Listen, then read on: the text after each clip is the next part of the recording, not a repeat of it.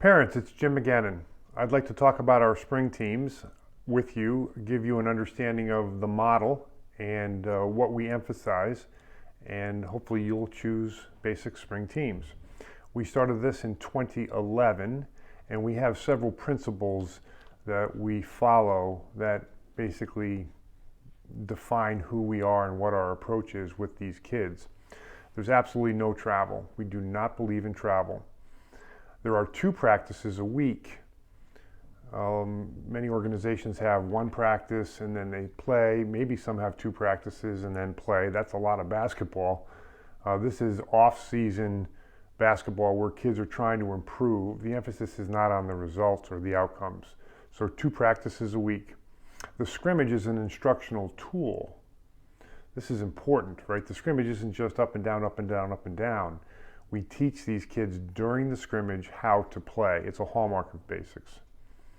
We do have 2 one-day tournaments that we manage. There's so much inconsistency with youth tournaments. That's a polite way of putting it. We manage our own tournaments. And by the way, those are not all-day affairs. The kids get 2 games. They're in and out in 2 hours or 3 hours max. We don't believe in these weekend away events where the entire weekend is devoted to basketball. This is a huge benefit. All skills training is included all spring for any of the spring players, no additional cost.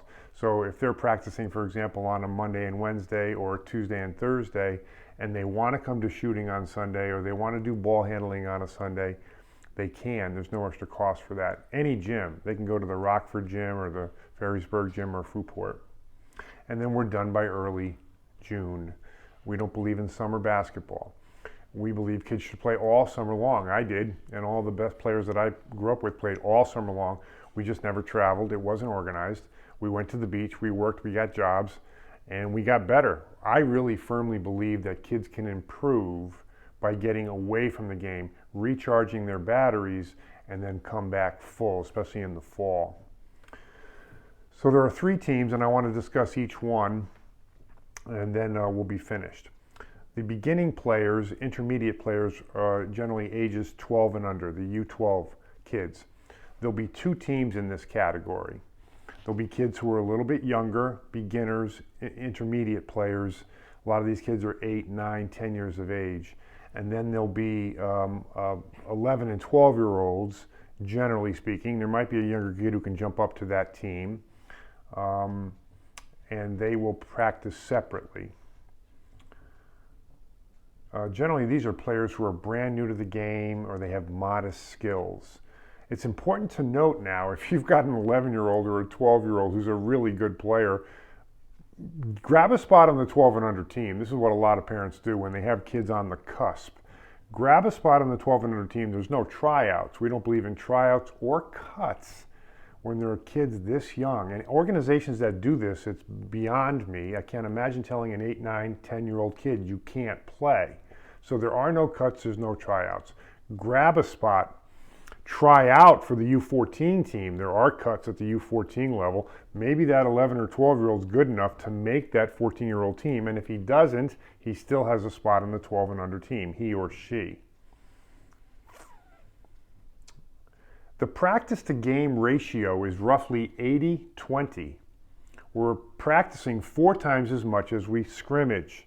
And don't forget, the scrimmage is an instructional tool. The kids love the scrimmage, of course. We love to win. I talk about this all the time, right? Very few players are prepared to win, right? They just want to play. You really have to be prepared to play in order to have a chance to win, and that's what we're all about. No zones, no zones. We don't play any zone at all at any level, right? And I would encourage the parents just to listen to this. If the organization or team that you're playing on is playing a lot of zone because they think that's what they need to do to win, all defensive principles, man-to-man principles, they're based on man-to-man, right? All zone principles are based on man-to-man. You've got to understand the line of the ball. You have to understand strong side versus weak side. You got to learn to understand how to close out. And this is what we teach the players. Okay, now the next level, 14 and under. This is what I call crunch time. High school is here. Maybe the kid's in 9th grade or high school is approaching. right? The ratio is now 75-25. So we're practicing 3 times as much as we scrimmage. The 3-legged stool is really the name of the game here. We begin to introduce mental strength. So the 3-legged stool for basics competitive competence, just competence now, not excellence. What is your skill? What is your condition? And how do you think? So we emphasize these things, right? We measure the skills. Conditioning is a constant topic. And then how do you think? Can you think in a competitive manner? Handling adversity, handling failure, playing without fear. So this is introduced in a steadfast and overt manner. The kids get a ton of this. And then, of course, the tournaments again. They will play in the basics tournaments. They'll play the Grand Rapids kids. The Holland kids will be there. The Lakeshore kids will play there, and these teams play together. We may have some external teams. Sometimes I want them to play. Sometimes I don't.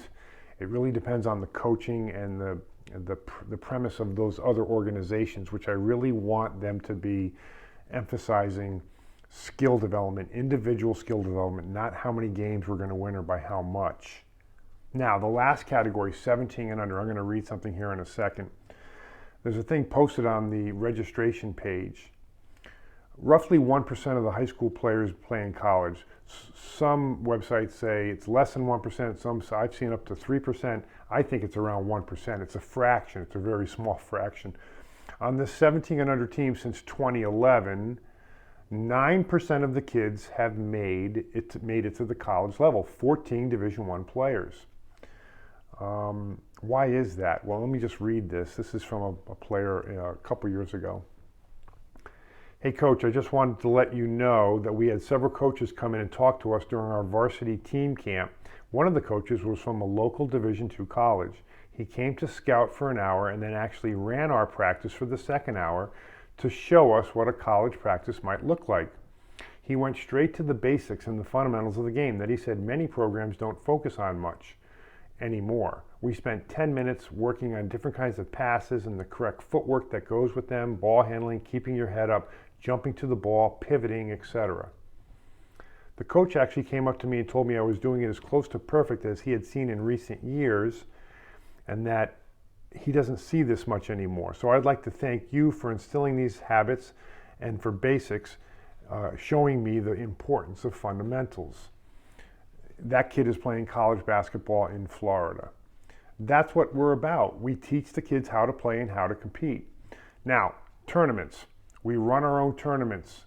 We don't believe in the model that exists out there, which is too many teams, too many kids, too much inconsistency in terms of officials or timing or length of the day required to commit or weekends to commit, right? We don't believe that the kids should be in the gym that long. We think they'll get better by going to the beach and by recharging their batteries.